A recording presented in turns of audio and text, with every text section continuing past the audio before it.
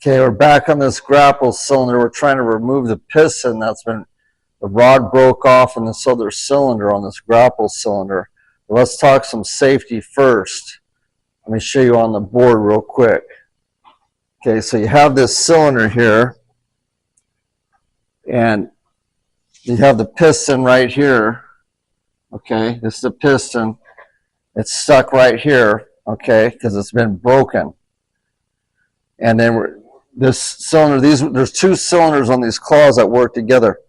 So we're going to try to power it out, but right now, when we power it out, we got an air chamber in here, okay? You never want to use air to do this stuff, even though people do it. What happens is you compress this air and it'll shoot this thing out here like a cannon. Blow it out because this air will compress. Even though you're putting the oil in here, it'll compress and it'll shoot that across the room. You got to be very careful because I've seen rods and all kinds of stuff fly across the room and go through walls because guys will go and do this, and then that air chamber, they don't realize the oil will go in here and it'll start compressing this air, and then all of a sudden it comes out of there like a cannon, boom, blows out, flies against the wall. And I've heard of stories of guys getting hit in the back with rods and all kinds of stuff and knocking them down. It's very dangerous.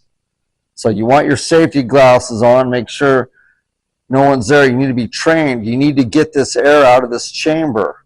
So I'm going to show you how I do it. And now there's 3 ports on here. They work tandem, and I don't know exactly which one we're going to fire it up. I'm going to turn the flow down real low and try to ease this out. But we want to get the air out. So on these lines here, I'm going to leave these loose and try to flush this air as much as I can. You know, basically oil doesn't compress. It does, but it's like a micro% that oil will compress, and that's from the entrained air in the oil. But basically, the oil doesn't compress, but when you push it in here, that air chamber will, and then it'll blow this thing out. So you want your safety glasses on for sure. You want to make no one's around, and you should be trained, someone that with experience that knows how to get this out. So let's take a look at this and try it on the test bench here. I want to come over here and show you. Let's come down here to the cylinder. You can see the piston in there, okay? Now I'm gonna work on this and try to get all the air out.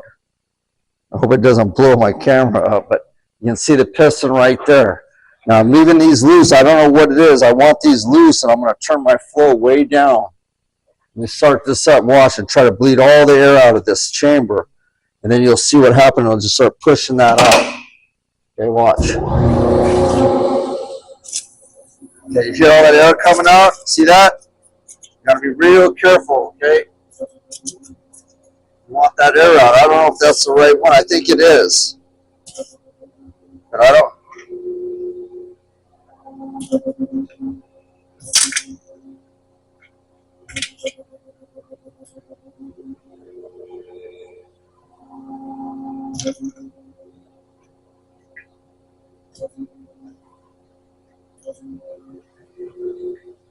Okay, I might have started moving, but I don't.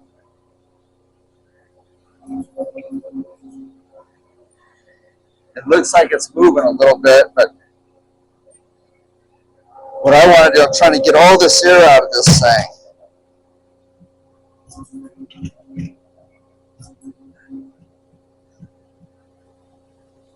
Okay, I'm going to tighten that up a little bit.